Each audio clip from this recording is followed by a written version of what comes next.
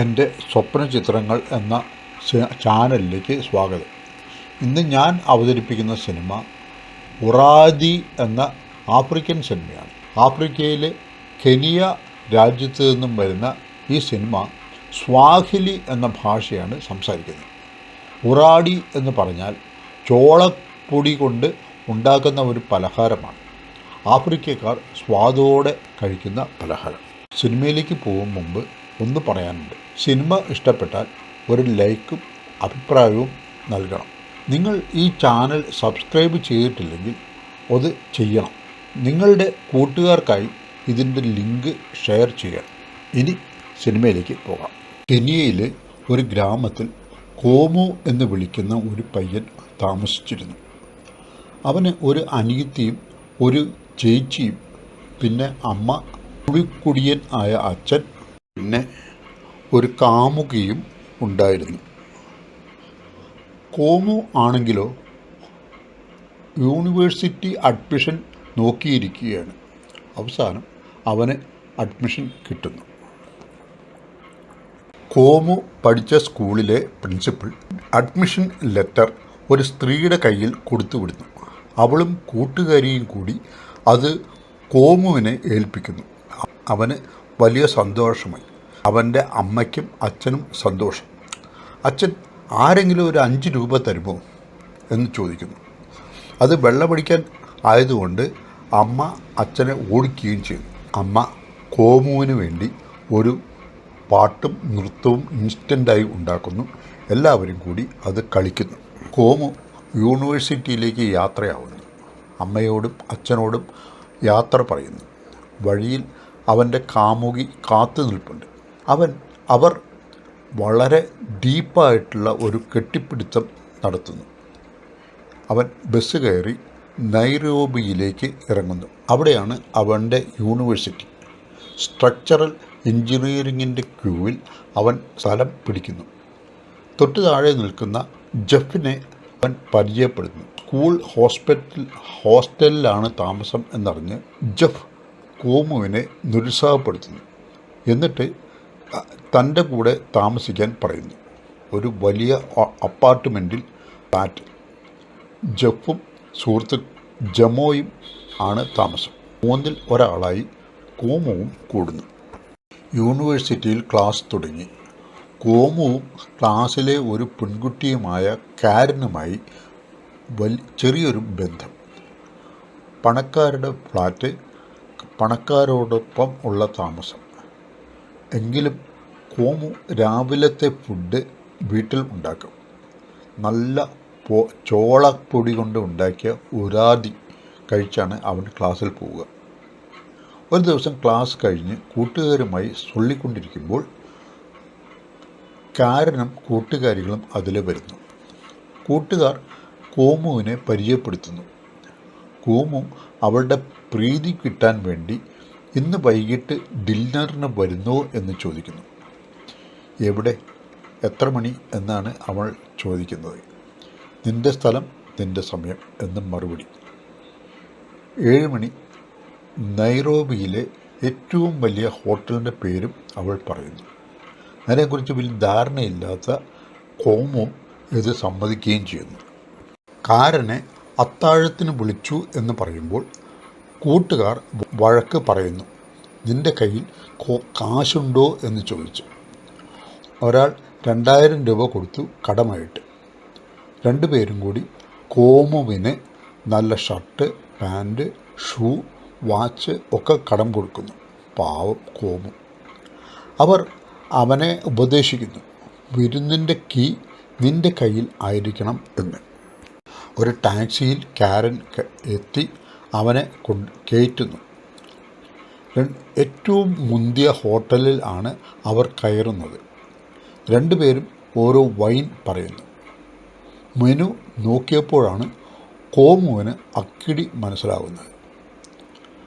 അവൻ ഒരു ഗ്ലാസ് വെള്ളം മാത്രമാണ് ചോദിക്കുന്നത്. അവൾ ലാവിഷായിട്ട് ഭക്ഷണം കഴിക്കുകയും ചെയ്യുന്നുണ്ട്. അവൻ വാഷ്റൂമിൽ ചെന്ന് കൂട്ടുകാരെ വിളിക്കുന്നു.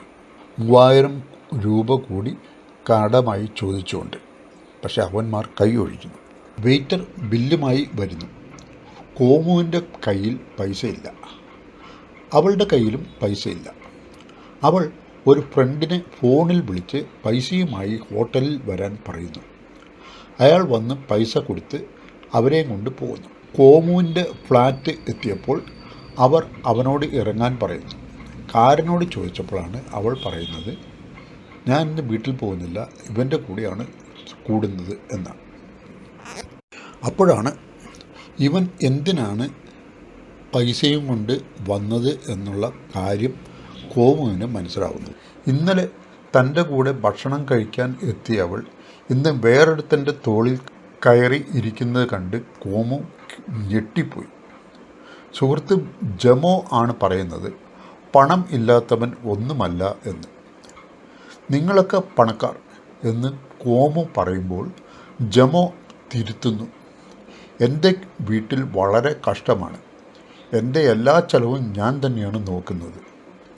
പക്ഷേ എങ്ങനെ എന്ന് കോമു. ശരി, അതിനുള്ള വഴി ഞാൻ കാണിച്ചു തരാം. പക്ഷേ ഒരല്പം നിയമം വിട്ടുള്ള വഴിയാണ്. നീ ശരിക്ക് ആലോചിക്കുക, എന്നിട്ട് നമുക്ക് തീരുമാനിക്കാം. പക്ഷേ കോമു പറയുന്നത് ഒട്ടും ആലോചിക്കാനില്ല എന്നാണ്. ജോമോ കോമുവിനെ മയക്ക് മരുന്ന് ശൃംഖലയുമായി ബന്ധപ്പെടുത്തുന്നു. കോമു ഒരു കാരിയർ ആവുന്നു. പൈസ കിട്ടുകയും ചെയ്യുന്നു.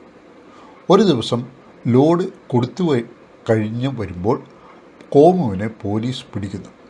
അവർ ഒരു രഹസ്യ കേന്ദ്രത്തിൽ വച്ച് അവനെ ചോദ്യം ചെയ്യുന്നു, ഭീഷണിപ്പെടുത്തുന്നു. പക്ഷേ അവൻ ഉറച്ചു നിന്നു. ഇത് കോമുവിൻ്റെ വിശ്വസ്തത അളക്കാൻ വേണ്ടിയിട്ടുള്ള ടെസ്റ്റായിരുന്നു എന്ന് അവൻ്റെ സുഹൃത്ത് ജോമോ അറിയിക്കുന്നു. അതിൽ നീ പാസ്സാവുകയും ചെയ്യുന്നു എന്നും പറയുന്നു. വിശ്വസ്തത തെളിയിച്ച കോമുവിനെ ജോമോ ബോസിൻ്റെ അടുത്തേക്ക് കൊണ്ടുപോയി. അവിടെ ബോസ് കെട്ടിടം കണ്ടാൽ അതിൻ്റെ ബീമുകൾ എവിടെയാണ് ഉള്ളത്, പുറത്തേക്ക് എത്ര വാതിലുകൾ ഉണ്ട്, എത്ര പേർക്ക് ഇരിക്കാം, സെക്യൂരിറ്റി എത്ര പേർ ഉണ്ട്, അവർക്ക് ആയുധങ്ങൾ ഉണ്ടോ, തൂണുകൾ തമ്മിലുള്ള അകലം എത്ര എന്നൊക്കെയാണ് നോക്കേണ്ടത് എന്നാണ് പറയുന്നത്. ക്ലാസ് കഴിഞ്ഞ് ഒരു കെട്ടിടം നോക്കാൻ കോമുവിനെ പറഞ്ഞയക്കുന്നു. അവൻ സ്ഥലം നോക്കി ആ കെട്ടിടം നോക്കി കൃത്യമായി അത് വിശദീകരിക്കുന്നു. നന്നായി, ഞാൻ വീണ്ടും വിളിക്കാം എന്ന് പറഞ്ഞ് ബോസ് പോകുന്നു. അയാൾ വല്ലാതെ ഇംപ്രസ്ഡായി. നിനക്ക് ഞാൻ ഒരു വലിയ അത്ഭുതം വച്ചിട്ടുണ്ട് എന്ന് പറഞ്ഞ് ആണ് അയാൾ പോകുന്നത്. ജോമോവിൻ്റെ കാറിൽ അവർ ഒരു വലിയ അപ്പാർട്ട്മെൻറ്റിൻ്റെ അതിലെ ഒരു വെൽ ഫർണിഷ്ഡ് ഫ്ലാറ്റിലേക്ക് കയറുന്നു. എന്നിട്ട് അതിൻ്റെ കീ കോമുവിൻ്റെ കയ്യിലേക്ക് വച്ചു കൊടുക്കുന്നു. ഇത് നിൻ്റെയാണ്. അവൻ വലിയ സന്തോഷത്തിൽ ആയി. ഇതെല്ലാം കണ്ട് അന്തം വിട്ട് കോമു ചോദിക്കുന്നുണ്ട്, ചോദ്യങ്ങൾ പാടില്ല എന്നെനിക്കറിയാം, എന്നാലും ബോസ് എന്താണ് ചെയ്യുന്നത്, നമ്മുടെ പണി എന്താണ്? ജോമോ പറയുന്നത്, വാസ്തുവിദ്യ രൂപകൽപ്പന ലോകമെമ്പാടും ഒരു വലിയ ബിസിനസ്സാണ്. ബഹുരാഷ്ട്ര കമ്പനികൾ പരസ്പരം ഡിസൈനുകൾ മോഷ്ടിക്കുന്നു. അതാണ് നമ്മൾ ചെയ്യുന്ന ജോലി. നീ ഈ മേഖലയിൽ ഒരു പുലിയാണ്. നീ പോയി ഞങ്ങൾക്ക് പണം ഉണ്ടാക്കി തരണം എന്നാണ് പറയുന്നത്. കോമുവിൻ്റെ ലൈഫ് അങ്ങനെ തന്നെ മാറിപ്പോയി. കൂടുതൽ വർക്കുകൾ, ക്രെഡിറ്റ് കാർഡ് 2 ഡിസൈനർ ഡ്രസ്സുകൾ, ബെൻസ് കാർ, ബാർ. അവസാനം നാട്ടിലെ സുന്ദരിയായ കാമുകിയും ഒരേ പൂരം. ഒരു ദിവസം ആണ് TV-യിൽ ബ്രേക്കിംഗ് ന്യൂസ്. ഹോട്ടലിൽ തീവ്രവാദികൾ വച്ച ബോംബ് പൊട്ടിത്തെറിച്ച് 150 പേർ മരിച്ചു. അതിൽ 25 പേർ സ്കൂൾ കുട്ടികളാണ്. സൈന്യത്തിലെ സ്ഫോടക വസ്തു അനലിസ്റ്റ് പറയുന്നത് ഹോട്ടലിലെ തന്ത്രപ്രധാനമായ സ്ഥലങ്ങളിലും മെയിൻ തൂണുകളിലും ആണ് ബോംബ് വച്ചത്. അതുകൊണ്ടാണ് ഇത്രയും പേർ മരിച്ചത്. വാർത്തയിലെ ഓരോ വരി കേൾക്കുമ്പോഴും കോമുവിൻ്റെ മുഖം ടെൻഷൻ കൊണ്ട് വലിഞ്ഞു മുറുകുന്നു. കാമുകി അടുത്ത് തന്നെ ഉണ്ട് എന്ന ചിന്ത പോലും ഇല്ലാതെയാണ് അവൻ്റെ ടെൻഷൻ. കോമു നേരത്തെ വരച്ച പ്ലാൻ നോക്കിയാണ് അവർ സ്ഫോടനം നടത്തിയത്. ആ ചിന്ത കോമുവിനെ വല്ലാതെ ഉലച്ചു. വാർത്ത കണ്ട് ഹൃദയവേദനയോടെ കോമു ജോമോനെ വിളിക്കുന്നു. കളിക്ക് ഞാനില്ല എന്ന് കോമു വെട്ടിത്തുറന്ന് പറയുന്നു. ജോമോയും ഇങ്ങനെയാണ് സംഭവങ്ങളുടെ പോക്ക് എന്ന് ഞാനും അറിഞ്ഞിരുന്നില്ല എന്ന് പറയുന്നു. നിനക്ക് നിൻ്റെ ഗ്രാമത്തിൽ ഒരു വീടെങ്കിലും ഉണ്ട്, എനിക്കോ ആരുമില്ല, ഒന്നുമില്ല. അതുകൊണ്ട് ഞടിച്ചു നിൽക്കാനാണ് പോകുന്നത് എന്ന് ജോമോ പറയുന്നു. അവസാനം കോമുവിനെ കൊണ്ട് ഒരു ഓപ്പറേഷനിൽ കൂടി പങ്കെടുപ്പിക്കാം എന്ന് അനുവാദം മേടിച്ചുകൊണ്ട് ജോമോ മടങ്ങുന്നു. ഗർഭിണിയായ കാമുകിയെ ഫ്ലാറ്റിൽ ആക്കി കോമു ഒരു മാസം നീണ്ടു നിൽക്കുന്ന ക്യാമ്പിന് പുറപ്പെട്ടു. ആദ്യം വാനിൽ, പിന്നെ കാട്ടിൽ കൂടി കാൽനടയായി മൈലുകൾ താണ്ടിയപ്പോൾ ഒരു കടൽ തീരം കണ്ടു. അത് ബോട്ടിൽ മറുകര എത്തിയപ്പോൾ വീണ്ടും കാട്. അതിൻ്റെ നടുവിൽ ആണ് തീവ്രവാദികളുടെ പരിശീലന ക്യാമ്പ്. അവിടെ പരേഡ്, ആയുധ പരിശീലനം ഒക്കെ പഠിപ്പിക്കുന്നു. കോമു എൻജിനീയറിംഗ് പാസ്സായതായി എന്നറിഞ്ഞപ്പോൾ അവനെ മാപ്പുകൾ പഠിക്കുന്ന വിഭാഗത്തിലേക്ക് മാറ്റി. പക്ഷേ അവനെ ആയുധ പരിശീലനത്തിൽ നിന്നും ഒഴിവാക്കുന്നില്ല. ക്യാമ്പിൽ വച്ചാണ് ഒരു ഫ്രണ്ട് പറയുന്നത് എംബസിയിൽ ബോംബ് വയ്ക്കാനാണ് പരിപാടി. ഏത് എംബസി എന്ന് ചോദിച്ചപ്പോൾ അറിയില്ല എന്ന് മറുപടി. പിറ്റേന്ന് ഒരു സ്കൂൾ ബസ്സിൽ കോമു അടക്കം ഏതാനും പേരെ കയറ്റി സ്കൂൾ കുട്ടികളുടെ കൂടെ ഇരുത്തി ഒരു സ്ഥലത്തേക്ക് കൊണ്ടുപോകുന്നു. സ്കൂളിൽ എല്ലാവരെയും ഇറക്കി സ്കൂളിൻ്റെ സൈഡിൽ പ്രവർത്തിക്കുന്ന രഹസ്യമായ ഒരു കമ്പ്യൂട്ടർ സെല്ലിൽ കൊണ്ടുപോകുന്നു. അവിടെ വച്ച് എല്ലാവർക്കും പുതിയ ID കാർഡ് ഇഷ്യൂ ചെയ്യുന്നു. നാളെ നമ്മുടെ ദൗത്യം നിറവേറുന്ന ദിവസമാണ് എന്ന് പറയുന്നു. ആ ഫ്രണ്ട് കോമുവിനോട് പറയുന്നു, നമ്മൾ ഇപ്പോൾ റുവായിലാണ്, ലക്ഷ്യത്തിൽ നിന്നും 5 കിലോമീറ്റർ അകലെ. ഓഫീസർമാരിൽ ഒരാൾ കോമുവിനോട് പറയുന്നു, നീ ഒരു പാഴ്സൽ റുവായിൽ കൊടുക്കാൻ ഉണ്ട് എന്ന്. കോമു ഒരു ബൈക്ക് ടാക്സിക്ക് വാടക ചോദിക്കുന്നു. അപ്പോൾ അതിലെ വന്ന ഒരു സാധാരണ യുവാവ് കോമുവിനെ സമീപിച്ച് പറയുന്നു, എനിക്കൊരു ടാക്സി ഉണ്ട്, വരൂ നമുക്കതിൽ പോവാം. സംശയിച്ചു നിന്ന കോമുവിൻ്റെ നേരെ അയാൾ തോക്ക് ചൂണ്ടി കാറിലേക്ക് കൊണ്ടുപോകുന്നു. കാറിൽ കയറ്റി ഇരുത്തിയ അയാൾ കോമുവിൻ്റെ മൊബൈൽ വാങ്ങിച്ച് അയാളുടെ കയ്യിലെ സിം ഇൻസ്റ്റാൾ ചെയ്യുന്നു. അപ്പോൾ ആ കമ്പ്യൂട്ടർ സെല്ലിലെ ഒരു ജീവനക്കാരി പറയുന്നത്, ഓ ശരിയായി. ചാർജ് ഓഫീസർ എന്താണെന്ന് ചോദിച്ചപ്പോൾ അവൾ പറയുന്നത് കോമുവിൻ്റെ ഫോൺ ഒരു സെക്കൻഡ് ഓഫായി, പെട്ടെന്ന് ഓൺ ആവുകയും ചെയ്തു. എനിക്ക് തോന്നുന്നത് നെറ്റ്വർക്കിൻ്റെ കുഴപ്പം ആണ് എന്നാണ്. പിന്നീട് കാറിലെ ആൾ സ്വന്തം ID കാണിക്കുന്നു, നാഷണൽ ഇൻ്റലിജൻസ് സർവീസ് എന്ന്. പിന്നെയാണ് ചോദ്യം ചെയ്യാൻ. ID കാണിച്ചപ്പോൾ കോമുവിൻ്റെ മുഖത്ത് ഒരു ആശ്വാസമാണ് വന്നത്. അവൻ 2 കാര്യങ്ങളാണ് ആവശ്യപ്പെടുന്നത്. ഒന്ന്, ഭാര്യ സേഫ് ആവണം, പിന്നെ അമ്മ സേഫ് ആവണം. രണ്ടും പോലീസ് ഏൽക്കുന്നു. കയോളിൽ അല്ലെങ്കിൽ എംബസിയിൽ ആണ് ബോംബ് സ്ഫോടനം പ്ലാൻ ചെയ്യുന്നത്. ഏത് എംബസി എന്ന് ചോദിച്ചപ്പോൾ അറിയില്ല എന്ന് കോമു. ഓഫീസർ ഒമറിൻ്റെ ചിത്രം കാണിച്ച് ഇയാളെ അറിയുമോ എന്ന് ചോദിച്ചപ്പോൾ ഇതുവരെ അയാളെ കണ്ടിട്ടില്ല എന്നാണ് മറുപടി. നിൻ്റെ ബോസ് ഇതല്ലേ എന്ന് ചോദിച്ച് ചിത്രം കാണിച്ചപ്പോൾ അവൻ അതെ എന്ന് പറയുന്നു. ഒമറിൻ്റെ ജോലിക്കാരനാണ് നിൻ്റെ ബോസ്. അങ്ങനെ ആവശ്യമുള്ള ഡേറ്റകൾ ചോദിച്ച് മേടിച്ച് ഒരു മൊബൈൽ ഫോൺ കോമുവിന് കൊടുത്ത് ഇതിൽ 001 ഡയൽ ചെയ്താൽ എന്നെ കിട്ടും എന്നും പറഞ്ഞ് അവനെ ഇറക്കിവിടുന്നു. പാക്കറ്റ് ഡെലിവറി ചെയ്ത് കോമു തിരിച്ചു വരുന്നു. അത് ചാർജ് ഓഫീസർ കാണുന്നു. അവൻ ചാർജ് ഓഫീസറുടെ അടുത്ത് റിപ്പോർട്ട് ചെയ്യുന്നു. ഗുഡ് ബോയ് എന്ന് അയാൾ അവനെ അഭിനന്ദിക്കുന്നു. തിരിച്ചു പോകാൻ തുടങ്ങിയ കോമുവിൻ്റെ ഫോൺ മേടിച്ച് അതിലെ സിം ഇളക്കി കളയുന്നു ചാർജ് ഓഫീസർ. അടുത്ത ദിവസം രാവിലെ കയോളിലേക്ക് അവർ പുറപ്പെടുന്നു.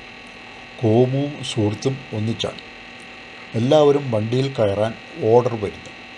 2 സ്ത്രീകളും ഇവർ 2 പേരും ആണ് കയറാൻ ഉള്ളത്. പെട്ടെന്ന് കോമു ഇവിടെ നിൽക്കണം എന്ന പുതിയ ഓർഡർ വരുന്നു. ബാക്കിയുള്ളവർ പോകുന്നു. എന്തുകൊണ്ടാണ് ബോസ് നിന്നെ പരിഗണിക്കുന്നത് എന്നെനിക്കറിയില്ല. നിനക്ക് ഒരു സ്ഥാനക്കയറ്റം ഉണ്ട്. പിന്നെ ചാർജ് ഓഫീസറുടെ കയ്യിൽ നിന്നും പുളിച്ച ചീത്തയാണ് വരുന്നത്. പിന്നെ അവനെ ഒരു കാറിൽ ബോസിൻ്റെ അടുത്തേക്ക് അയക്കുന്നു. ബോസിൻ്റെ മുന്നിൽ കോമു. മിസ്റ്റർ കോമു, ദയവായി ഈ സീറ്റിൽ ഇരിക്കൂ. പിന്നെ ബോസ് കോമുവിനെ കമ്പാലയുടെ ചാർജ് ഏൽപ്പിക്കാൻ പദ്ധതിയുണ്ട് എന്ന് പറയുന്നു. കോമുവും അനുകൂലമായി തലയാട്ടുന്നു. ഇതേ സമയം ബോസിന് ഒരു ഫോൺ വരുന്നു. കയോള കുറച്ച് സമയം മാറ്റിവെക്കൂ, എന്നിട്ട് ഡാനിഷ് എംബസിയിൽ ശ്രദ്ധ കേന്ദ്രീകരിക്കൂ എന്നാണ് ഫോണിൽ മറുപടിയായി പറയുന്നത്. കോമുവിന് ഇത് മതിയായിരുന്നു.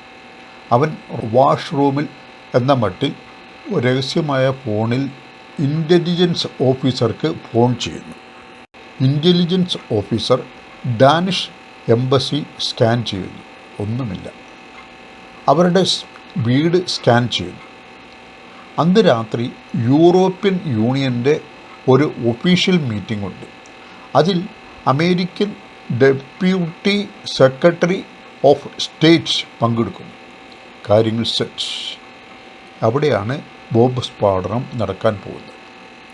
പോലീസുകാരെ വലിയ തോതിൽ അവിടേക്ക് വിടുന്നു. വീണ്ടും ബോസിന് ഫോൺ വരുന്നു. ഒരു പ്രശ്നമുണ്ട് സാർ. ഇത് എംബസിയാണ് സാർ. അവർക്ക് രഹസ്യ വിവരം ലഭിച്ചു. അപ്പോൾ ഇതെല്ലാം കഴിഞ്ഞു അല്ലേ എന്ന് ബോസ് ചോദിക്കുന്നു. വീണ്ടും ഫോൺ വരുന്നു. ഇത് ലെഫ്റ്റനൻ്റാണ് സാർ. എനിക്ക് അവനോട് സംസാരിക്കാൻ കഴിയില്ല എന്ന് പറയും. ഞാൻ ബേസിൽ തിരിച്ചെത്തുമ്പോൾ അവനോട് സംസാരിക്കാം. ഇത് അത്യാവശ്യമാണെന്ന് പറഞ്ഞു സാർ എന്ന് പറയും. ബോസ് മാറി നിന്ന് സംസാരിക്കുന്നു. എന്നിട്ട് പഴയ സ്ഥാനത്ത് വന്നിരിക്കുന്നു. മിസ്റ്റർ കോമു, കുഴപ്പമൊന്നുമില്ലല്ലോ, വയർക്കുന്നുണ്ടല്ലോ.